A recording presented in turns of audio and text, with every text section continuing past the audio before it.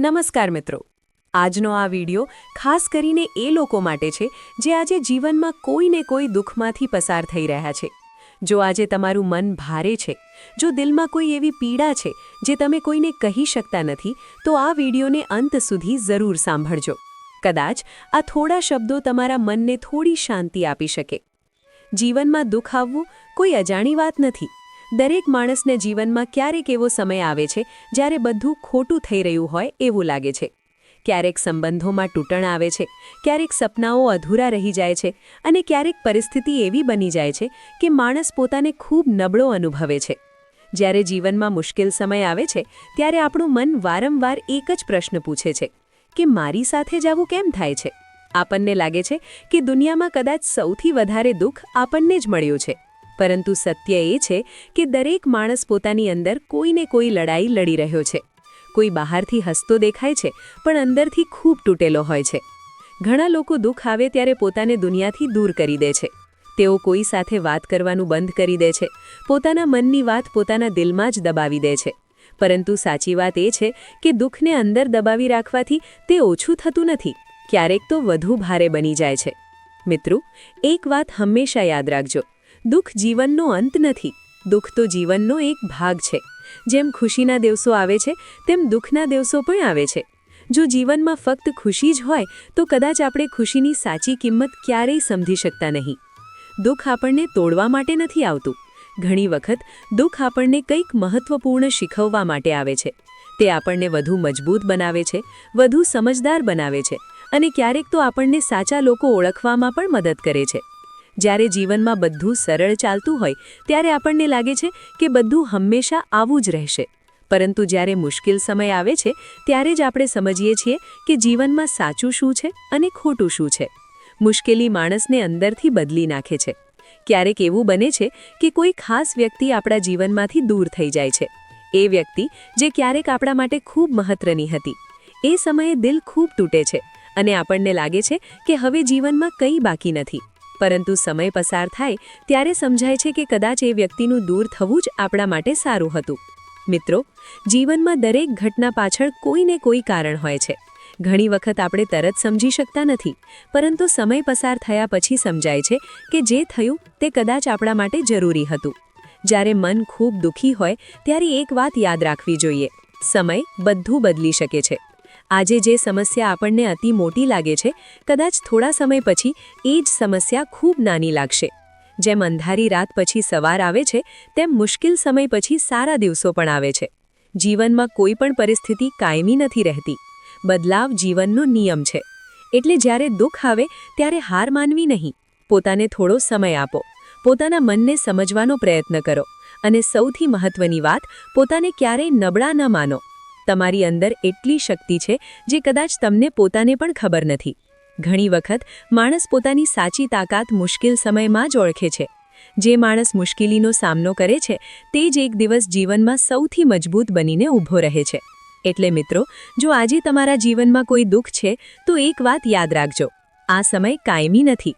થોડું ધીરજ રાખો, થોડો વિશ્વાસ રાખો અને આગળ વધતા રહો. કારણ કે ઘણી વખત જીવનની સૌથી સુંદર કહાની સૌથી મુશ્કેલ સમય પછી જ શરૂ થાય છે. હવે હું તમને એક નાની પરંતુ ખૂબ જ અર્થપૂર્ણ કહાની કહેવા માંગુ છું. આ કહાની કદાચ તમારી જિંદગી સાથે ક્યાંક ને ક્યાંક જોડાયેલી લાગશે. એક નાનકડા ગામમાં એક યુવક રહેતો હતો. તેનું નામ આરવ હતું. આરવ સામાન્ય પરિવારનો છોકરો હતો, પરંતુ તેના સપના ખૂબ મોટા હતા. તે હંમેશા વિચારે કે એક દિવસ તે પોતાના પરિવારને સારી જિંદગી આપશે અને પોતાના માતા પિતાને ગર્વ અનુભવાવશે. આરવ ખૂબ મહેનતી હતો. દિવસ રાત તે પોતાના સપનાઓ માટે મહેનત કરતો. તેને વિશ્વાસ હતો કે એક દિવસ તેની મહેનત જરૂર રંગ લાવશે. પરંતુ જીવન હંમેશા આપણા વિચાર પ્રમાણે ચાલતું નથી. એક દિવસ અચાનક તેના પિતાનો ધંધો બંધ થઈ ગયો. ઘરમાં આવકનું મુખ્ય સ્ત્રોત બંધ થઈ ગયો. થોડા સમયમાં જ પરિવાર પર આર્થિક મુશ્કેલીઓનો ભાર આવી ગયો. આરવ જે સપનાઓ જોઈ રહ્યો હતો તે એક પછી એક તૂટતા જતા લાગ્યા. ઘરની પરિસ્થિતિ જોઈને તે ખૂબ ચિંતિત રહેવા લાગ્યો. ક્યારેક તો તે રાત્રિ ઊંઘી પણ શકતો નહોતો. તેના મનમાં એક જ પ્રશ્ન ફરી ફરી આવતો, મારી સાથે જ આવું કેમ થાય છે? તેને લાગતું કે કદાચ નસીબ તેની સામે જ છે.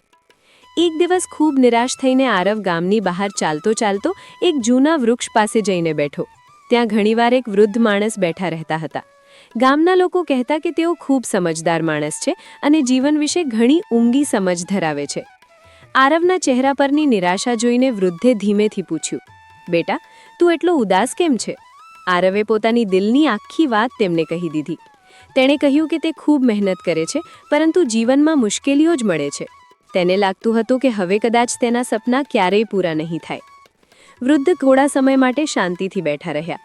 પછી તેઓ સ્મિત કરીને બોલ્યા, આરવ, હું તને એક પ્રશ્ન પૂછું? આરવે કહ્યું, હા, જરૂર પૂછો. વૃદ્ધે પૂછ્યું, સોનું સૌથી વધારે ક્યારે ચમકે? આરવે થોડું વિચાર્યું અને કહ્યું, જ્યારે તેને આગમાં ગરમ કરવામાં આવે છે. વૃદ્ધે ફરી સ્મિત કર્યું અને કહ્યું, બસ, જીવન પણ એવું જ છે. જ્યારે જીવન આપણને મુશ્કેલીમાં મૂકે છે ત્યારે તે આપણને તોડવા માટે નહીં, પરંતુ આપણને ચમકાવવા માટે હોય છે. તેઓએ આગળ કહ્યું, જે માણસ મુશ્કેલ સમયમાંથી પસાર થાય છે તે જ જીવનમાં સાચી શક્તિ મેળવે છે. જો જીવનમાં ક્યારેય મુશ્કેલી ન આવે તો માણસ પોતાની સાચી તાકાત ક્યારેય ઓળખી શકે નહીં. આ શબ્દો આરવના દિલમાં ઊંડા ઉતરી ગયા. તે દિવસે પહેલીવાર તેને સમજાયું કે કદાચ તેની મુશ્કેલીઓનો કોઈ અર્થ છે. તે દિવસ પછી આરવનો વિચાર બદલાઈ ગયો. હવે તે મુશ્કેલીથી ડરતો નહોતો. તે ફરીથી મહેનત કરવા લાગ્યો, પહેલાં કરતાં પણ વધારે વિશ્વાસ સાથે. સમય પસાર થતો ગયો. થોડા વર્ષો પછી તેની મહેનતનું ફળ મળવાનું શરૂ થયું. ધીમે ધીમે તેની પરિસ્થિતિ સુધરવા લાગી. તે પોતાના પરિવારને ફરી ખુશી આપી શક્યો. એક દિવસ આરવ ફરી એ જ વૃક્ષ પાસે ગયો જ્યાં તે વૃદ્ધને મળ્યો હતો. તે ત્યાં ઊભો રહીને વિચારતો હતો કે જો તે દિવસ તેણે હિંમત ન રાખી હોત તો કદાચ આજે આ બધું શક્ય ન હોત. તેને સમજાયું કે જીવનના સૌથી મુશ્કેલ દિવસોએ જ તેને સૌથી મજબૂત બનાવ્યો. અને એ દિવસે તેને એક ખૂબ મોટી વાત સમજાઈ. જો જીવનમાં તે મુશ્કેલ સમય ન આવ્યો હોત તો કદાચ તે આજે એટલો મજબૂત અને સમજદાર માણસ ન બન્યો હોત. મિત્રો, આ કહાની આપણને એક ખૂબ મહત્વની વાત શીખવે છે. જીવનમાં આવતી મુશ્કેલીઓ આપણને તોડવા માટે નથી આવતી. ઘણી વખત તે આપણને કંઈક મોટું શીખવવા માટે આવે છે. એટલે જો આજે તમારા જીવનમાં કોઈ દુઃખ છે તો હિંમત રાખો, વિશ્વાસ રાખો કે આ સમય પણ પસાર થઈ જશે. કારણ કે ઘણી વખત જીવનની સૌથી સુંદર શરૂઆત સૌથી મુશ્કેલ સમય પછી જ થાય છે. જો આ વિડીયો તમને થોડું પણ પ્રેરણા આપતો હોય તો વિડીયોને લાઇક કરો અને ચેનલને સબસ્ક્રાઇબ કરવાનું ભૂલશો નહીં. મળીએ ફરી એક નવા વિડીયોમાં. ધન્યવાદ.